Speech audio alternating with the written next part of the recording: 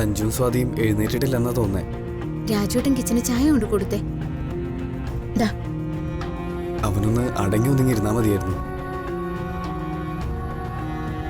പല്ല് തേക്കും ബാത്റൂമിൽ പോവൊക്കെ വേണ്ടേ? അതിനൊക്കെ ഞാനൊരു വഴി കണ്ടിട്ടുണ്ട്.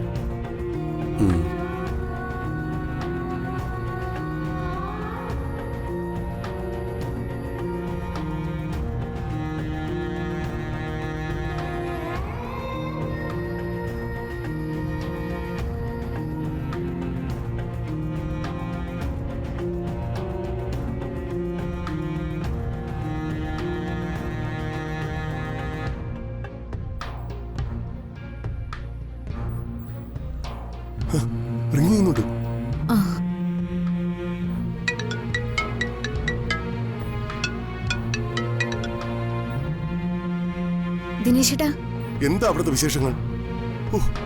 ടെൻഷൻ അടിച്ച് ഞങ്ങളൊരു പരുവത്തിലായി. ഇവിടെ ഇതുവരെ ഒരു പ്രശ്നവുമില്ല. ചേച്ചിക്ക് സംശയമൊന്നുമില്ലാതെ കാര്യങ്ങൾ അങ്ങ് കൊണ്ടുപോയി. രാജുവേട്ടനെ കൂടെ കൊണ്ടുവന്നത് നന്നായി.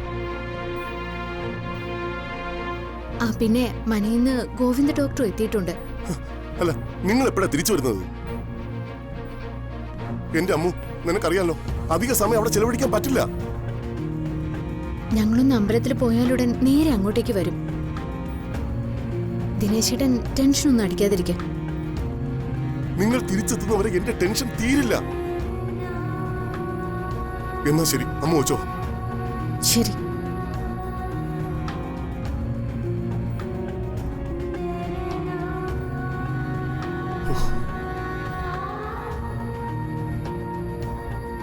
രാവിലെ അവിടെ വിട്ട് പോകേണ്ടതിന് പകരം ക്ഷേത്ര ദർശനം നടത്താൻ വേണ്ടി പോയിരിക്കുക.